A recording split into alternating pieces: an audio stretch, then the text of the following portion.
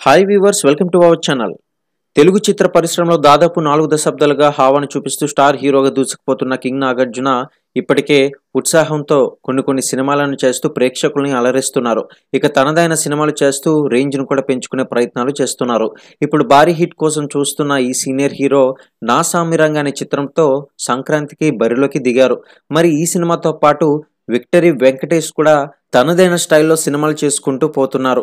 అయితే ఈయన కూడా సైంధవ్ మూవీతో సంక్రాంతి పండుగగా ప్రేక్షకుల ముందుకి వచ్చేశారు. అయితే ఈ రెండు సినిమాలు మధ్య కలెక్షన్స్ ఎలా ఉంది ఏంటనే పూర్తి సమాచారం ఇప్పుడు చూసేసేయండి.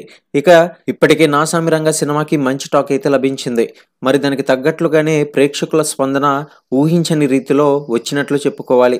ఈ నేపథ్యంలో నాగార్జున నా సామిరంగ 3వ రోజు కలెక్షన్స్ మీరే చూసేయండి. నా సామిరంగ మూవీకి 2 తెలుగు రాష్ట్రాల్లో కూడా 3వ రోజు డీసెంట్ కలెక్షన్స్ అయితే వచ్చింది. అయితే ఈ రెస్పాన్స్ ఫలితంగా 3.50 కోట్ల షేరు అలాగే 5.80 కోట్ల గ్రాస్ అయితే లభించింది.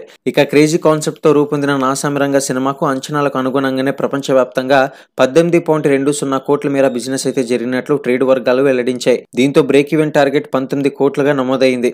మరి సైంధవ్ సినిమా కలెక్షన్స్ విషయానికి వచ్చినట్లయితే కనుక విక్టరీ వెంకటేష్ తన కెరీర్లో 75వ చిత్రంగా నటించిన సైంధవ్ చిత్రం సంక్రాంతి కానుకగానే విడుదలైంది.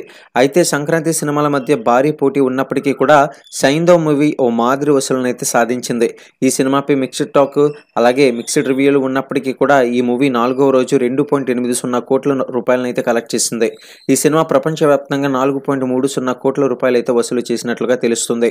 మరి బాక్స్ ఆఫీస్ వద్ద వచ్చే ప్రతి ఒక్క టాలీవుడ్ లేటెస్ట్ అప్డేట్స్ కోసం ఛానల్ని సబ్స్క్రైబ్ చేసుకుని ఈ వీడియోని లైక్ చేయడం మాత్రం మర్చిపోకండి.